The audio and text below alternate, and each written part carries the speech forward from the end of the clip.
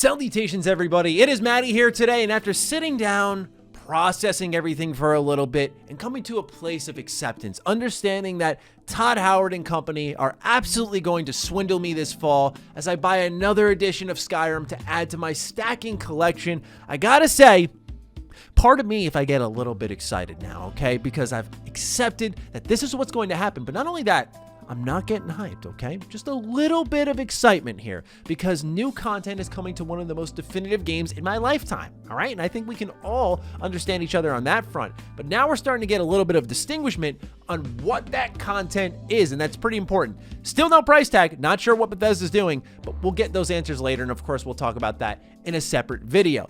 For now, we talk about what exactly is happening with the Creation Club content, just how much is on the way, what it will look like, and not only that, we're going to talk about the PC version of Skyrim Anniversary Edition, and will it be a separate application, because that's important for, of course, modding and compatibility. Then we'll have a discussion afterwards, as per usual. So if you're new here, and you're into Skyrim Anniversary Edition, I mean, my goodness, we're going to be talking about it a lot before and after launch, so get prepared. A lot of Bethesda content coming your way. So first, to begin, a bit of a recap. Last time we talked about Skyrim Anniversary Edition, we read a little bit of a blurb on Bethesda Net, which just detailed 500 pieces of Creation Club content. We weren't really sure what that was going to end up looking like at the end of the day, but now Bethesda has detailed what that will be. So they write on that same post that Skyrim Anniversary Edition will include Skyrim Special Edition and 74 creations, all 48 currently available and 26 to be released.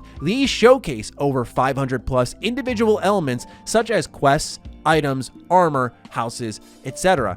I thought that this was an important clarification to at least bring up in a video, just in case people thought 500 was 500 quests, 500 pieces of armor, weapons, yada yada yada. I understand where folks were coming from on that because Bethesda really didn't clarify. But what the biggest surprise here for me is I thought it would just be all of the Creation Club content that we knew, plus the expansions that we knew, plus Skyrim with a next-gen update, and you repackage it and sell it. Knowing there is new stuff on the way is actually pretty exciting for me personally, because then you start to get into what exactly are these 26 items. Bethesda never really states what they are, but we can look into previous Creation Club content where I need to emphasize here, it was never bad. They always did good work. It was the price tag that pushed me away. Always. It just never felt fair. I'd spend $8 on the pint-sized slasher content for Fallout 4. I'd play about 45 minutes, get my new weapon and armor, and I go, all right, I guess I could have bought a couple of Happy Meals instead. I mean, what was a better way to spend my money? Like 40 minutes in a game for $8? Are you kidding me? And there was just a lot of moments like that for people with Creation Club where the service still managed to provide content that was solid, just way, way overpriced. And it was one of the biggest gripes with it. Knowing everything is being packaged in at not an additional price is alluring. So you look at something like we're getting for free with the next-gen update, such as the Saints and Seducers quest line. This adds 8 whole new quests. Now, not every single piece of Creation Club content will be this big. In fact, this is one of the biggest, but knowing that there is stuff in there will add considerable content to Skyrim because most of these will take you at least an hour to consume. What happens in a lot of Creation Club content initially in its infancy was that they would just say, here's the item, go get it, have fun, isn't this great? And I'd be like, I just paid $5 to go get a weapon, are you kidding me? What is this? Then they start to add quest lines and you go do this, you talk to this person, and it becomes a little bit more of a process, adding to the exploration, adding to the world. Really, really important to do. So now when you've got 48 of different things from the mode, like survival mode, to quest lines like Saints and Seducers, to just new armor and weapon packs, new horse packs, and then you add 26 more on top of that, obviously not all of them being full on quests, but some of them being in there are quests, new dungeons. There is going to be more here where it can totally combine into feeling like a whole new DLC expansion for Skyrim. And as someone who's played this game from top to bottom for a decade, like many of us, it's insane to think that there's a pretty big wealth of content coming there. Not only that, but some of the new content we don't even know about. I was just dipping into Creation Club seeing like, okay, we're going to get this and this and that. Oh, wait, we're getting more.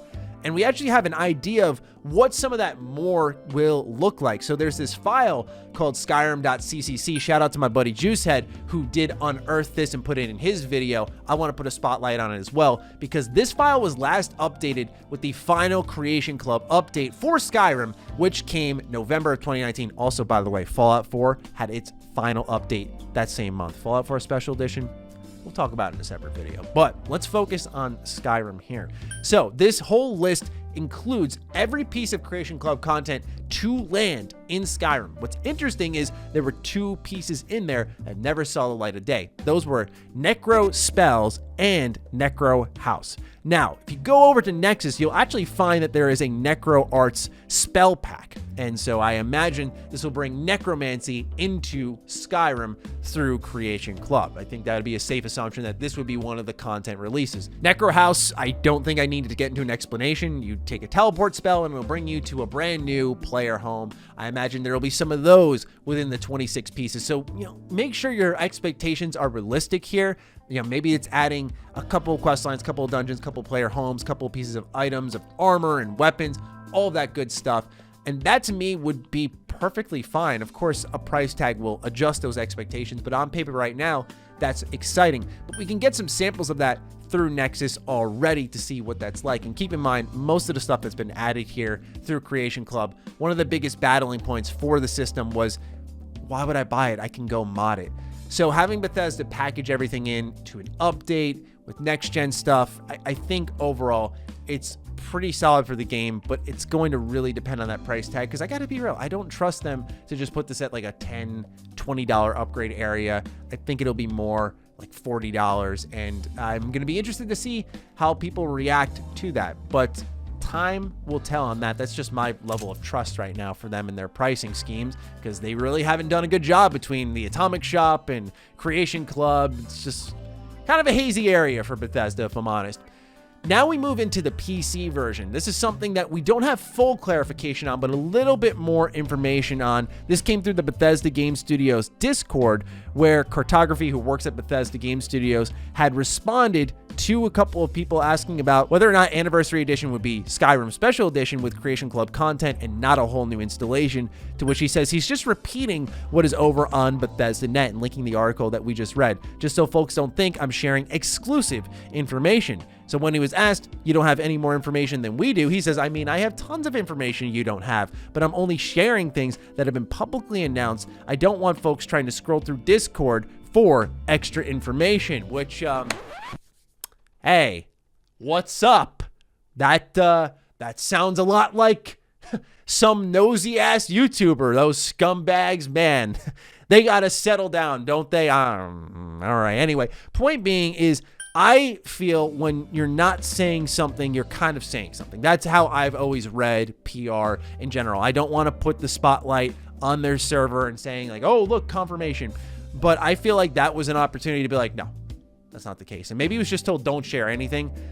But I personally feel that if you were going to clarify something that was positive, you hold that back for when they're ready. But when it's negative, or not really even super negative, but just more like an annoyance, we'll get into why in just a moment, maybe it's a good time to confirm it quietly in the Discord server. But that's just my interpretation. I still thought it'd be useful information. The reason this is important is because of mod compatibility. And of course, if you're having that update, just like we had with Skyrim Special Edition, where it was a whole new application and then people had to readjust all their mods for that game. If it's another new application, the process will begin anew. And of course, that's including all of the new ESMs that are going to be listed for Creation Club content, which can become a compatibility issue as well. So it's going to be really either unfortunate or just, hey, business as usual when it comes to the modding scene for Skyrim upon the release of this game, depending on if it's just an update that comes to PC for free or if it is something that involves you installing the whole game again. And that will lean into what visual upgrades come with the next-gen upgrade that the PC isn't quite tapping into yet with its current version. Things like ray tracing, I imagine, could be added. 4K visuals could be added. It'll be very interesting to see what Bethesda plans to do. And of course, that will factor into that price tag. But as it stands now, the next-gen update is free. I feel like they're going to do a free PC upgrade. So the question is, with all of that, is will it be worth the price tag? That's the biggest hazy part of all of this. What is going on? Why is this not announced yet?